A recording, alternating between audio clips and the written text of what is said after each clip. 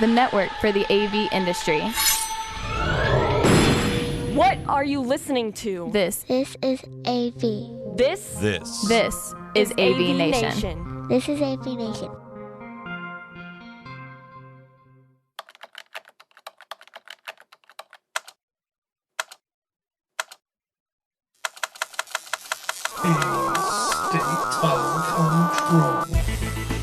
A state of control. This is A State of Control, episode 16, recorded Tuesday, December 23rd, 2014. Be lazy.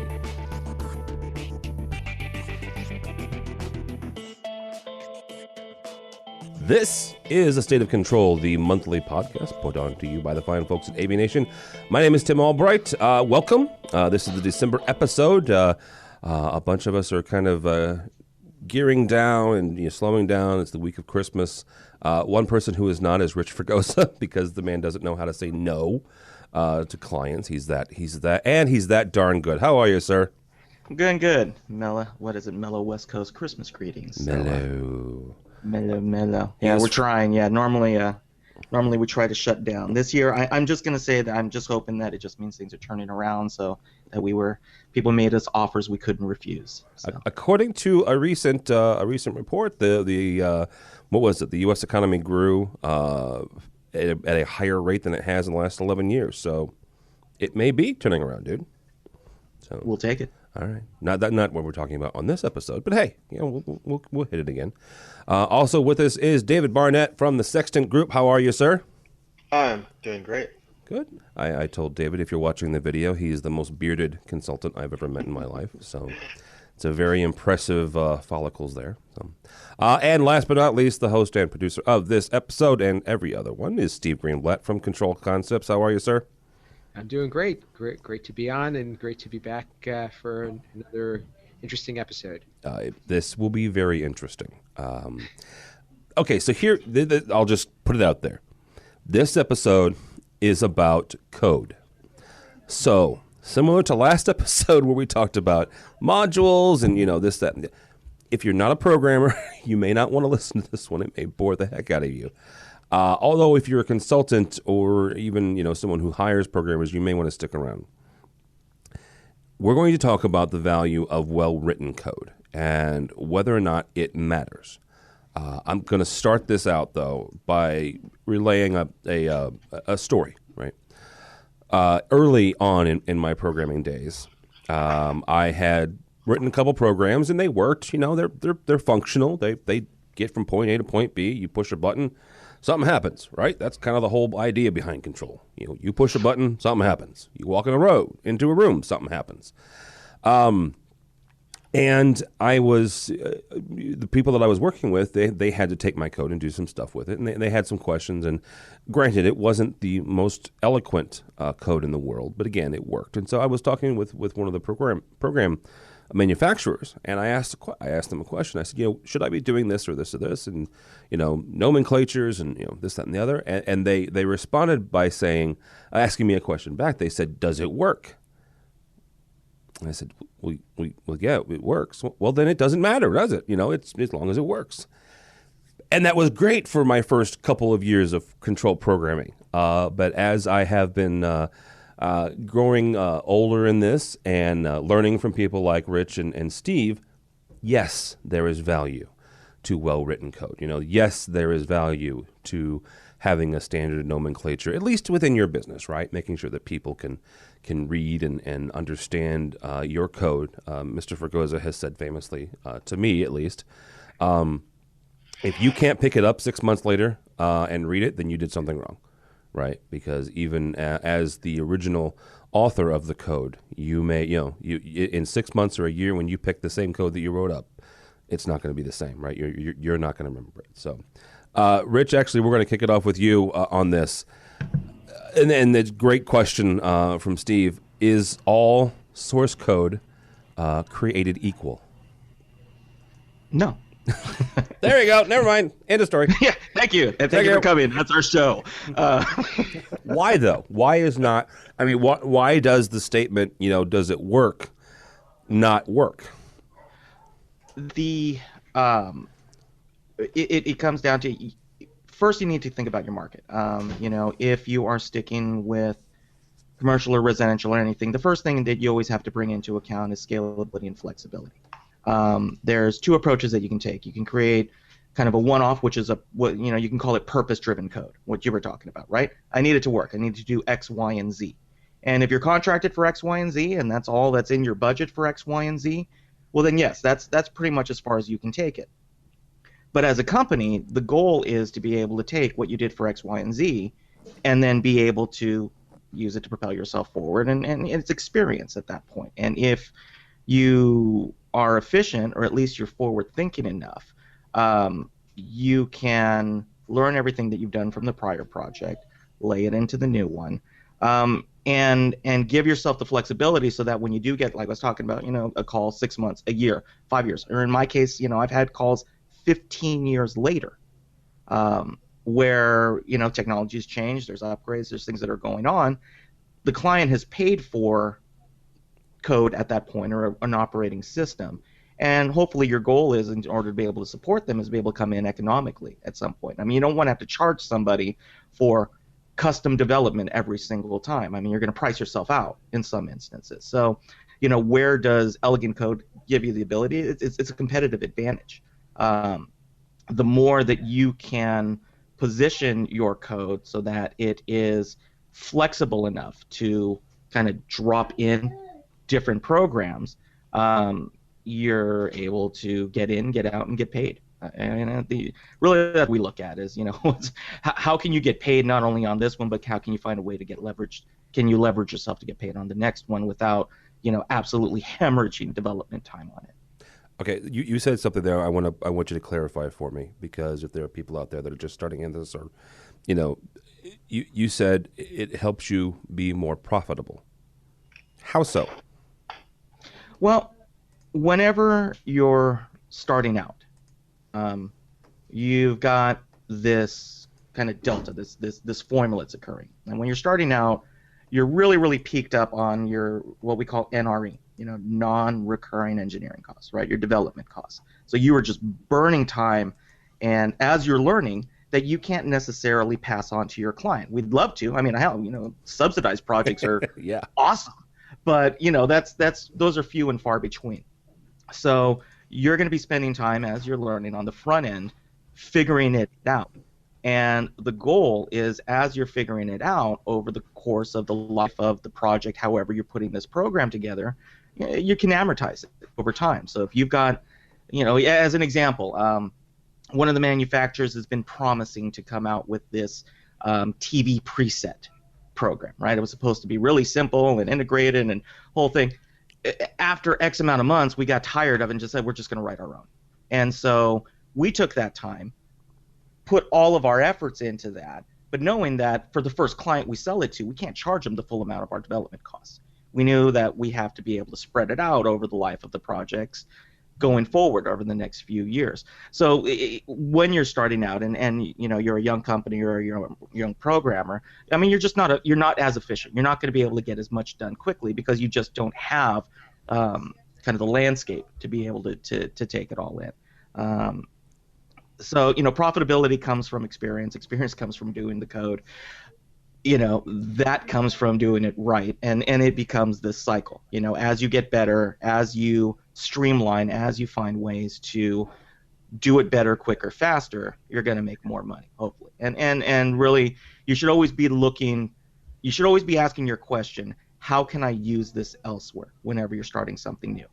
What's your market? Or if you're in educational, if you're in commercial, if you're in boardrooms, if you're in residential, you should constantly be asking yourself, how can I use this? And more often, what can I take out? What don't I need? And really, for younger programmers, that's really the key is learning subtlety and elegance in your code, not what you put in, but what you leave out. And trying to keep it as compact and as nimble as possible. Okay.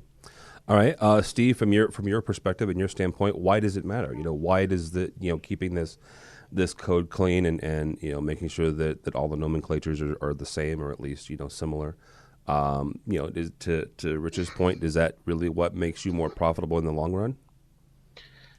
Yes, that absolutely the case, and there's a couple of different ways you could look at it. From a developer's perspective, I think the being scalable, being forward thinking, being able to accommodate changes, all those things are really a necessity in order to be effective, because what we do is never done. It's living, growing. I learned that when I first started this, and I never quite understood what that meant until many years later, as we got into bigger projects and as we had to build on a foundation. I think when you're working in a team, it also is important to have a style and be able to make that style something that's understandable. And whether it's commenting, whether it's naming of variables, whether it's the structure that you use, agree upon some way of doing it so that everybody on your team, if they had to troubleshoot your code or needed to step in, or if you're collaborating, there is some way that it can be transferred. But we can go on to even talk about different programming techniques that may be better than others too. And sometimes I've certainly been caught in situations where I've worked on a project in a time crunch, reused something that I had done already, and didn't do a good job of cleaning it up.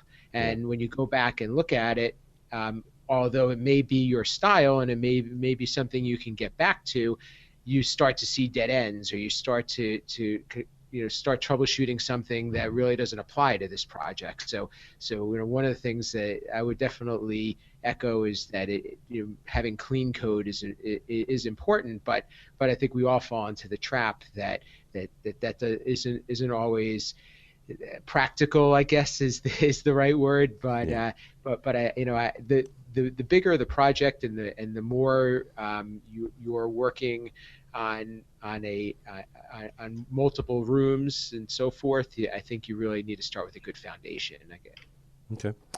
David, we're going to bring you in from the consultant side, because obviously consultants, a lot of times you are the people who drive what programmers see. You are the authors that we take, and we create things out of what you say. As a consultant, how do you make certain, how do you write in your language on the specs to make sure that the code is well written, or at least it's well written, it's understandable from someone other than the original programmer? All right, so there are a few approaches we take for that, but I will answer the question. I just want to jump back on a couple of things that have been mentioned right off the bat. Sorry, I have to disagree with your opening statement that really only programmers should care about this. Okay, if you're an end user or a consultant or whoever, then it doesn't really matter.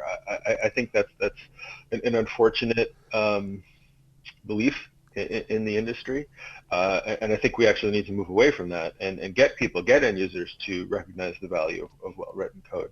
I think when you know what you're getting and you're getting quality and you can see it, I think that inspires confidence. Everyone has horror stories about poorly written code and the headaches it's caused, and I think by being able to demonstrate this as a selling point for you guys or for us, it gives confidence, because and this ties in with the profitability question also, because so much time is spent at the end of projects after everything's done getting it to work.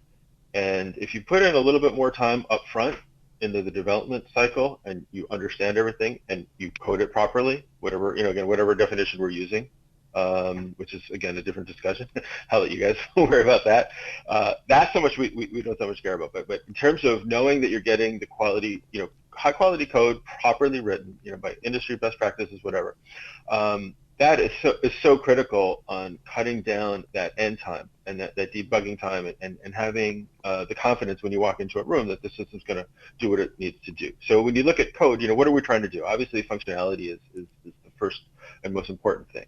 Does it work? But that's a necessary condition, but I would say that's not a sufficient condition. We need it to be flexible, as Steve mentioned. We need it to be reliable.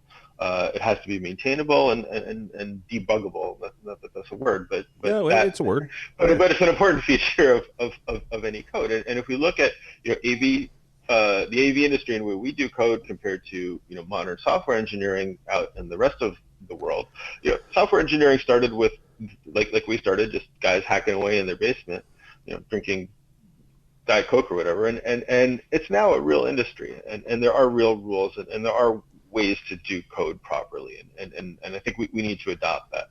So that brings me to finally, in a circuitous way, to answer your actual question. So what do? We can make sure that, first of all, the programmers are certified to do the job. Again, AV, and I think I said this last time I was on the show, it's very kind of loose about definitions. Who's an engineer, who's a programmer, what qualifications do you need, if any. So the first thing we do is make sure that whatever product it is, whether it's Crestron, AMX, or whatever, that you've got the proper manufacturer certifications, that they're current. I'm an AMX ACE programmer, a Crestron certified programmer, but from 2003. So is that relevant today? Probably not, or maybe not enough in many cases. So that's thing number one. Thing number two, and this is again critical, and where the role of the consultant really comes in, is to understand what the needs of the clients are, both the end users, the institution, the organization, whether it's an enterprise or a school or a campus, getting what they want and what they expect, aligning the expectations of how far do we need to go with this, and then making sure that that's all well documented and then agreed and kind of well understood by everyone involved, and that way there's no surprises. The other thing we do is we set up a process in the specifications to make sure that it's not a surprise. So everything, there's a submittal process, things get reviewed, things get discussed, things get changed. So by the time you actually wheel the racks into the site, everything's already been decided, and at that point it's really just a question of just implementing what's already been determined way in advance. Yeah. And actually, to your point about the certification is, I'm Crestron certified, but from 2000. AMX, and Steve, correct me if I'm wrong on this, to maintain your ACE, you have to have so many classes a year. And Crestron here recently in the last 6 months is starting to implement that very same program where, yes, you're Crestron certified, and then obviously the master classes you go to, you silver and gold and all that stuff. But they're putting into place practices where if you don't maintain a certain level of education through the Crestron classes, you lose the certification as well. So both of those companies, or at least those two companies, I'm not familiar with Control 4 and Aurora's certifications, but those two companies are at least putting into place mechanisms that at least you have some level of confidence that they're up to date. Certified for life. Yeah, exactly. You have to, like most certifications, you have to keep it up to date. Yeah, I mean, even the CTS, right? You have every 3 years you have to have so many renewal. Yeah. Go ahead, Steve. No, I said, I think to David's point too, one of the things that would be a good complement to those certifications that they don't necessarily go into are best practices and software development. Because I'll even say, as the owner of a software company, we don't necessarily have set guidelines of best practices that are adopted in what we do, and I think it could be something of value, and I think could be something that we could learn as a way of bringing in some knowledge into what we do. It's probably not going to be taught by manufacturers, though. Okay, so let's bring that in, though. I mean, is there, Steve, is there a standard that and I know what people are going to say about standards. We have too many of them, and we probably do.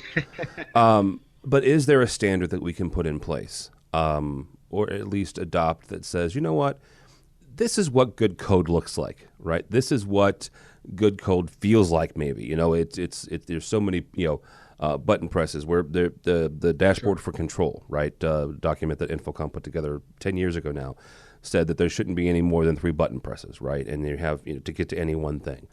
Steve, is there a way that we can say, this is what good code looks like, or maybe not? But can you tell me what you think good code looks like? I think that we could certainly come up with something, whether it's specific to our industry or we go outside and borrow something in terms of if it's line code. I think that there's probably a lot of references that we can go and look at, whether it's something taught in a university or something that we can get as a as maybe an association or a programmers group standard or guideline. But I think that would make life a lot better for an end user, quite honestly, because then they wouldn't have to worry about who do they go to write the code, and is it going to be code that they can live with and something that they're going to be able to go to somebody else if they needed to, and that person's going or company is going to be able to help them. I think that from this conversation changes quite a bit when we start looking at it from the customer's perspective. They don't necessarily understand all of what we do other than making the system work, or maybe they have some experience, but they don't necessarily know what it is that they're buying. And I was trying to think of a good analogy, but maybe the difference between solid furniture that's made of wood or something that's made of pressed board that you put together. I mean, they both are furniture, and solve the same need, but they're quite different in their makeup and their durability and so forth. Actually, I want to get back to that in a second, but I want to bring Rich in and ask him the same question. Rich, what does good code look like? I mean, to you, I mean, and I will say this: Rich has helped me out, and Steve has helped me out a lot, in my learning process, and more than one occasion, Rich and I have team viewered together, and he's shown me some of his code, to which my eyeballs melt and my brain explodes, because there's a different file structure in residential than there is in commercial. And the reason I say that is a lot of times you have one processor or one main program, and one specifically that the first time that Rich and I connected on this, there are several, there are folders within folders within folders within folders, and it makes sense, right? It does, because you've got several different rooms and this, that, and the other. In commercial, I mean, 9 times out of 10, you're writing one program for one room, right? You don't have to have that many layers of nesting, to steal a phrase. So, Rich, from your standpoint, what does good code look like? Well, honestly, I think that good code, whether it's residential or commercial, any of them, it's good code has structure. It has an understandable, repeatable structure. More than anything else right now, in the current climate that we're seeing, good code allows you to actually sell it as a value-added service as opposed to the free code that's being handed out by the manufacturer. Okay. Again, 10 years ago, 15 years ago, Steve and David and I mean, we all started in 90s, or even before that. It was far more of it was a much smaller club of control systems programmers at the time. It was extremely specialized. We were using tools that we were making it up as we went along. And so at that point, the programmer, fit a very specific need because the manufacturer wasn't necessarily providing the tools, and we didn't have the technology to push it out yet. Fast forward to now, and I said it a couple of times on several shows. From a business standpoint, if you are not actively looking how to write good code as a software developer, not as a programmer module put it togetherer, you're not going to be in business long. Yeah. And more so than ever, even if you're a one-man shop or if you got 10, 15 coders in there, even if you're an integrator with programmers on staff, you need to start, and David pointed it out exactly, which was there are rules. There are software development rules, and they are established rules. And the manufacturers that we're working with are actually, although they're not using the software development tools that are currently out there for the rest of the technology sector, they're trying to bridge the gap. They're giving us interim tools that bridge it from their compiled machine level code to a JavaScript enabler or anything that's out there, command line code that happens to be out there. And so that progression is happening, and sooner or later we're going to hit that. There will be a tipping point where in order to survive, we're going to have to work more like the rest of the existing technology world that's out there. But from a standpoint of what does good code look like? Good code is what makes you money today, what makes you money tomorrow, and it comes from looking at the existing successful infrastructures that are out there and applying those models to yourself. With residential, we've had a way of doing it for years and years and years and years, but that was based on a very specific set of software tools that we were given. Whether it's AMX, Crestron, anybody that's out there. But now you look, there's a whole lot of different players, and a lot of them are, it's kind of picking from a menu. Even the manufacturers that we have now, right? You buy this processor and you plug in a touch panel, and 6 buttons later, it's auto-configured itself. It's a conference room. Yeah. But at the same time, it almost doesn't matter if you're writing, hand coding assembly language or using some advanced drag and drop environment or object oriented or functions or mainline or whatever it is. There's still rules. There's still a way to do things properly, and it's really, in my mind, on a higher level, independent of the exact language you're using, independent of the design environment, whether it's DOS or Windows or whatever. There's ways to do code, and these are well known. And again, the IT world, the software development, software engineering world. I mean, this is stuff that goes back, decades. My first job out of college was designing control systems for industrial equipment. These are big, 54-inch saw blades. And when you hit that emergency stop button, you needed that thing to stop right then and there, or someone's arm was going to get ripped off. And so there's ways of defining things that are mutually exclusive, so the saw blade can't be on and off at the same time, because that would just make it explode. And there's ways to write code that do things like that. And mission-critical environments have lots of rules about testing code. And the AV industry for a long time just rejected all of that. I think we're starting to come around, but not even by choice. It's someone mentioned a few minutes ago about how in the commercial world it's one piece of code or one program per room, and that was true for a number of years, but that's just not the case anymore. We're talking about building-wide integration. We're talking about smart building technology, intelligent building technology, energy management, BMS, scheduling, Fusion, asset management, all of these other systems that are tied in. It's a very different type of integration than just pressing play on a touch panel and having the VCR hit play. We're not talking about that anymore, because that's all kind of commoditized now. I mean, you don't really need custom software for that. So I think the environment we're in, we have to take this stuff seriously. I agree, and I'm with David on it. And one of the things that's happening is that we've had a way of doing things, for 15 years, and we are moving away. We are wholeheartedly embracing the software development tools that are out there that allow us to just toss aside the existing tools that we've had for 20 years. Because, like David was saying, is that it's about looking at something bigger. It's about looking at you are providing the service. You're it goes back to integration, true integration, right?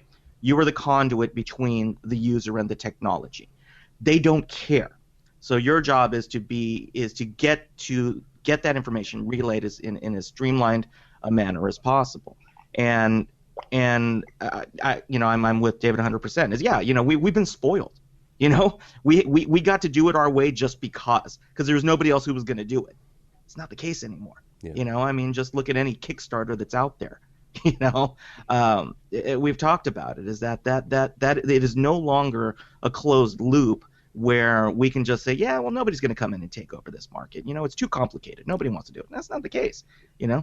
Chips are getting cheap, and people are finding ways to operate in the software as a service model.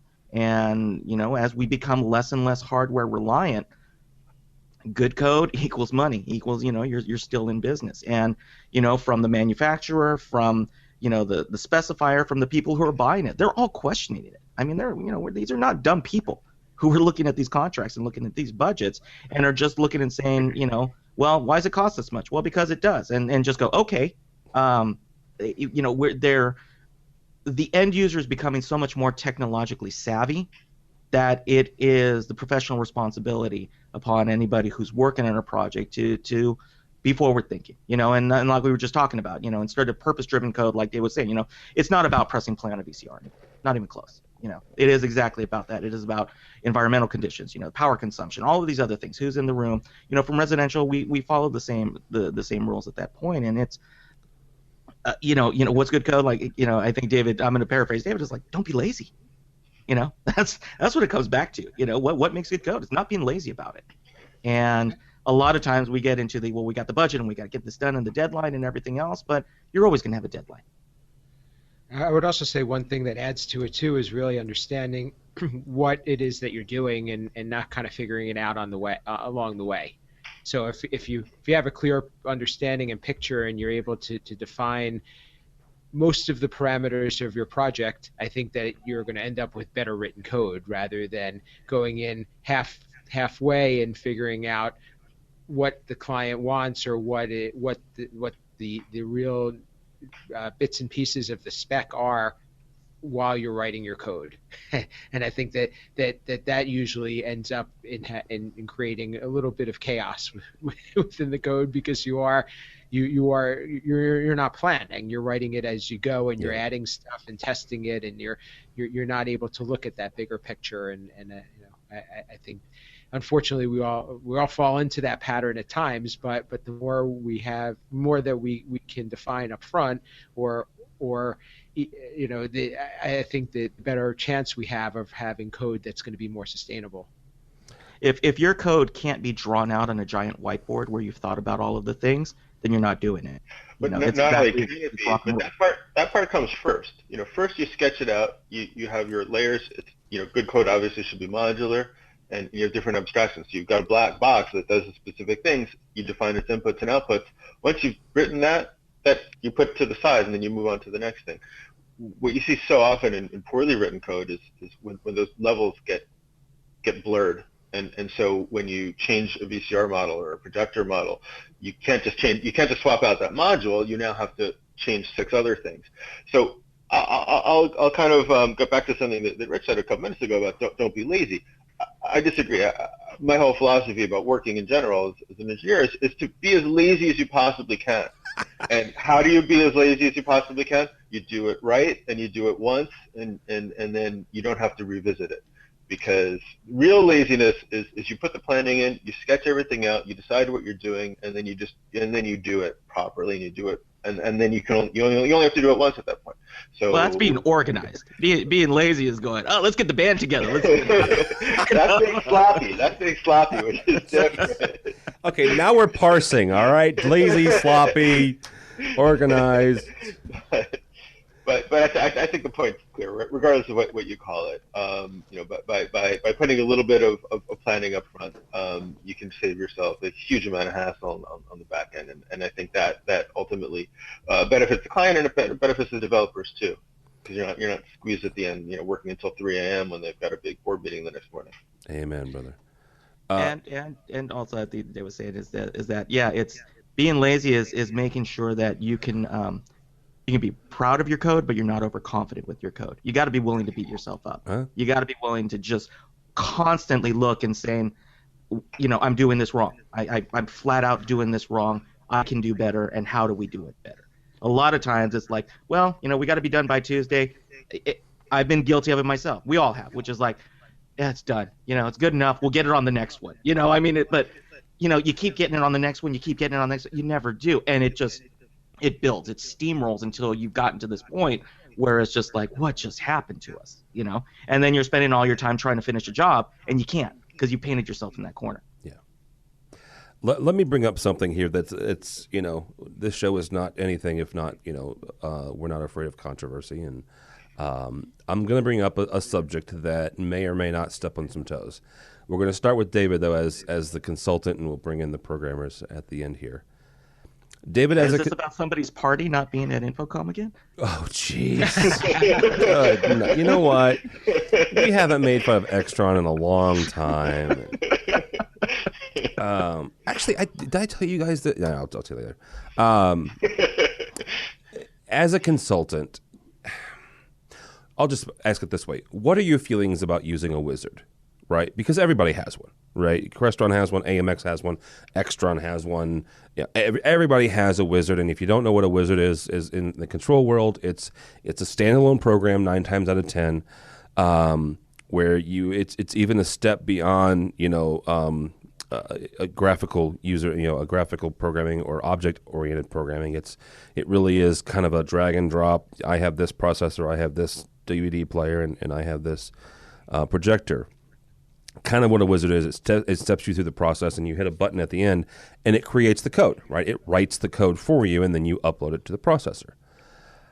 David, as a consultant and as someone whose your job is to get the client, good working program and exactly what it is they're looking for, what are your feelings about programmers using wizards? All right, so I call them configurators. Okay. That's the technical term for them, but the distinction that I make is between you're configuring something that's within a fixed structure. There's frameworks already there, and you can customize it for the application, but you're not custom writing code. You're not custom writing the application. You're typically not custom creating the GUI, the user interface, the experience of either using it, operating it, or programming it. You're stuck within that thing. So for simple systems, that may be fine. And I think we talked last time about how if we have a real simple, small meeting room with $5,000 worth of equipment, we don't want to spend $10,000 developing the software to control it. Yeah. So in that environment, it makes sense. In a complicated room or complicated system, they tend to not work so well because they're limited, because they've all the choices are built in, and you're just kind of checking the box. Okay, one projector or two, and the functionality there is kind of built in. So if you check 2 projectors, how does the audio work? Does it follow the last? Does it do both? Whatever it is what it is, and you typically can't change it. So that may be okay, that may not. It tends to break down for more complicated systems. These tools have been around for a while. They started coming out at least 10 years ago. Yeah. And the first ones were quite rudimentary. Obviously, as things progress, they become more and more sophisticated. On the other hand, the systems are becoming more and more sophisticated, as we've been talking about, in terms of what the expectations are and what a modern AV control system needs to interface with. It's really difficult to get all that into a configurator. So I think to answer your question, yes, they do have utility. They do make sense in certain cases, but that has to be really clearly defined.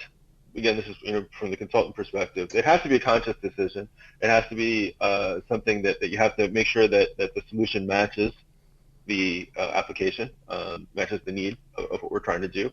Just like every other technology choice that we make, this has to be a conscious choice. It can't be that it goes out and then downstream the programmer decides, oh, you know what, I want to go watch the game, so I'm not going to write a code. I'm just going to use this, configure it. That happens sometimes, and that I think is a mistake. But like any tool, it's got its place. It's got to be used appropriately.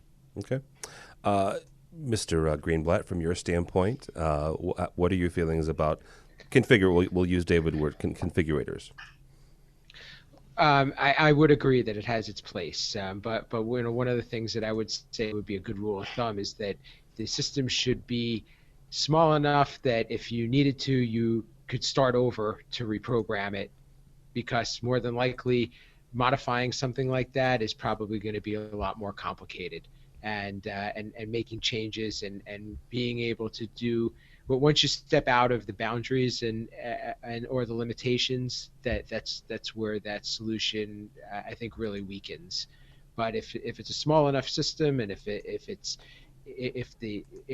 fits the need in terms of a budget, and the client is aware of it, then I think that it is something that's feasible. I mean, I think we'd all love to be able to click a few buttons and press some things and have beautiful code come out that runs our system. But I think in reality, we all know that we have to be able to satisfy what the customer asks for at the day that they're ready to sign off, and be able to make those little changes and customization and something like that. I think it could end up could end up biting you if it isn't explained up front that's the route that's being taken. So in summary, a lot of what I'm saying is consistent with what David's saying as well. Yeah, and I guess maybe that's where I come from is making sure the client knows and understands that that's what's happening. So, Mr. We call. Yeah, go sorry, ahead. I was just go. I was saying, configurator, they're the fast food of automation. There we go. No, it's true. I mean, if you think about it, right? If you're shopping from the 99-cent value meal, right? You don't ask how the nuggets are made, and you also don't go in, and you also don't. It's a pink slime. Haven't you seen Facebook? Yeah. It's pink slime. They don't ask you if you want your cheeseburger medium rare at the fast food restaurant, right? You get the cheeseburger, you get the nugget, and you pay for it, and that's where your expectation is. And that's kind of how we explain it at that point, which is, hey, look, everybody's bought fast food. Fast food, it's sustenance. It'll work. It'll get in you. There'll be some nutrients. It's not necessarily what you wanted, but it'll get the job done. And the configurators will do that. There's the menu. Here you go. Pick from this, and you want to supersize that sucker. All right, well, here you go. And you get it, and you get out, and it makes sense. But just like David and Steve were saying, is that as long as the end user is educated to say this is it, there is no special order, at this point. There is no painting outside the lines of this. And if you have decided and we have agreed that you are not going to deviate from this, which they'll always go, oh yeah, there's always going to be like that.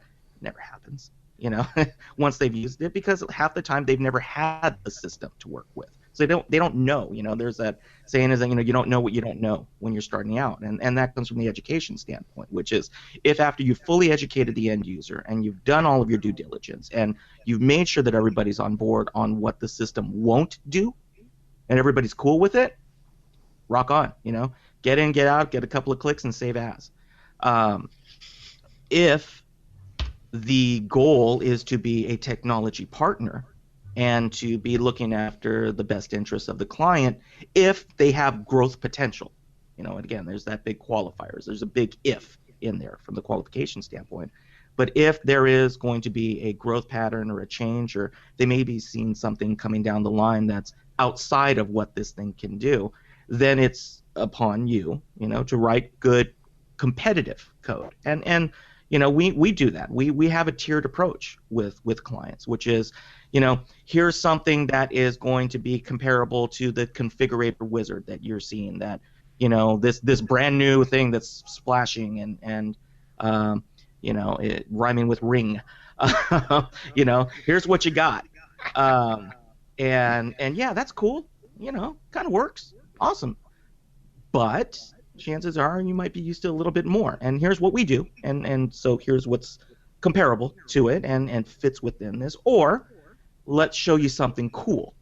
And then when people look and see, oh, well, if these are my choices and this actually is closer to what I want, even though I haven't lived with it, then people make educated decisions. I mean, it comes back to, again, it's the configuration tool. If they understand what it does and what it doesn't do, and they can live with it, they're still writing the check. So I'm not going to argue with somebody who's paying me at that point. If I've done everything possible to make sure that they're making an informed decision, and they say, yeah, this is all I need, yeah, I'll let them. It's fine. You move on to the next one. But it's like I said, it's kind of that professional responsibility to make sure, do you understand what you're getting into? Yeah. Any color you want as long as it's black. I'm sorry? Any color you want as long as it's black. That's exactly it. Thank you, Henry Ford. Very nice. For developers who are starting out, yeah, why is it good? Because you can crack open the code and look at it and look and see how they've done it and find ways how to streamline your process and whatever you feel that you can do better. I mean, because everybody looks at everybody's code and goes, I could do better. Well, here's the okay, so let me crack on that for a second, because I did that, right, in my first couple years of programming. I couldn't make head or tail. That code was so bloated coming out of a configurator that, maybe it was me, right? But they did, 15 or 16 different, symbol just to do a simple, DVD press or whatever it was at the time. Incredibly bloated. I guess that's where I'm going to disagree with all three of you. I don't think anybody should really ever use a a configurator but that's the lesson you learned. Because of you the learned not to use it. Very nice. Go ahead, David. I was just saying that, compared to where they were, the ones from 10 years ago that we all, and maybe that's it, yeah. That avoided like the plague. The modern batch are much better. They're finally to the point where I would say they are usable for certain applications. Okay. The old ones were pretty much useless. Yeah. See, I haven't done it in a few years. If you had 5 sources, in other words, if you had a choice of up to 6 sources and you only chose 3, they would, they wouldn't even group the buttons together. There would be holes between the buttons. They were very rudimentary, very, very limited what they could do. And they have come a long way, and I think, again, as software develops, as technology develops, they'll continue to get better. But with all the expectations, I think there's still going to be a need for what we all here do. I'll agree with what Tim said, though. The source code is definitely not something that you want to be getting into. I think you'll probably do yourself, you'll do more harm than good if you start getting into configurated written code. Oh yeah. No, if it's configurated code, you're not touching the code. That's the whole. That's the whole point. Thing. I mean, one of the selling points though early on was the fact that it writes the code, and then you can go in and customize it and modify it, and you probably could, but that's not where you're going to get any efficiency. No, agreed. All right. Hey, we agreed on something. Holy cow! I love this show because we hardly ever do that. You know what, guys? That's going to do it for us for this month. There's a couple things we didn't hit on that we might want to revisit this in a month or two, Steve. So, sure. With us has been, of course, David Barnett from the Sextant Group. Thank you, sir. You're welcome. Thank you for having me. Where can people find you or the Sextant Group? You can find us on our website, thesextantgroup.com. You can email me, dbarnett@thesextantgroup.com. And those are probably the 2 best ways. All right. Also with us is Mr. Richard Fregosa from fregosadesign.com. Thank you, sir. Richard Fregosa. There are still people that listen to this podcast, so speak, brother. You're using sign language. Yes, at Fregosa. It's good radio. You can find me at fregosadesign.com. On the interwebs, you can type in my name. Sometimes stuff pops up, but probably the easiest way is follow me on Twitter at @rfregosa. And are you helping the folks at CE Pro for CES? I will not be at CES, unfortunately, this year. I had an offer I couldn't refuse, and so I will be in some idyllic beach area on the East Coast during that, drinking a lot of coffee and not sleeping much. Wow. Okay. Wait a minute. The beach in the East Coast, like the Southeast Coast, in January? Beaches up here too. Oh, never mind. Well, I know, but I'm thinking about being on a beach in Maine in January. I'm going to be in the Hamptons. Oh, you're going to the Hamptons. In winter, which is like the worst. I was going to say, I mean, an offer you couldn't refuse. I'm not sure if I would qualify it quite. Maybe you shouldn't refuse, but I don't know. Anyhow, all right. And last but not least, Steve Greenblatt from Control Concepts. Thank you, sir. Thank you. You can reach my company, Control Concepts, at controlconcepts.net, and reach me on Twitter, LinkedIn, those types of things, at Steve Greenblatt. And little thing that we're doing is put together a community for technology managers. So any technology managers interested, check out techtalkav.com. We just put up a new website, and it's going to be a way for technology managers to interact, share experiences, knowledge, and so forth, and free for everybody to join. Yep. And you and our buddy Mark Lovecchia just put up a new podcast for that. So check that out if you would, please. We're having a little fun with it. It's always good to talk with Mark. He's keeps me entertained. I can see that. That's all I'm going to say. Don't follow me because at this point in the season, I'm grousing about the fact that the Bears have no direction whatsoever. But you can go by the website, AVNation.tv. AVNation.tv, you will find this program and a host of others. It's Christmas time, and we partnered with our buddy Hi-Fi Phil Cordell to bring you a very interesting holiday video. Phil came up with an AV sweater song. Advanced AV and John Green and Chris Netto and a bunch of folks came up with this crazy idea about a month ago. a bunch of AV professionals posted on social media pictures of themselves in holiday sweaters. So couple that with Phil Cordell and his singing and rapping and holidays. And yeah, so check that out if you would, please. That's there. And got a bunch of stuff coming up the first part of next year, so just stay tuned to that. We've got a newsletter. Check that out. If you haven't signed up for it, it's on the website there on the front page. So AVNation.tv, AVNation.tv. Thanks so much for listening. Thanks so much for watching. This has been A State of Control.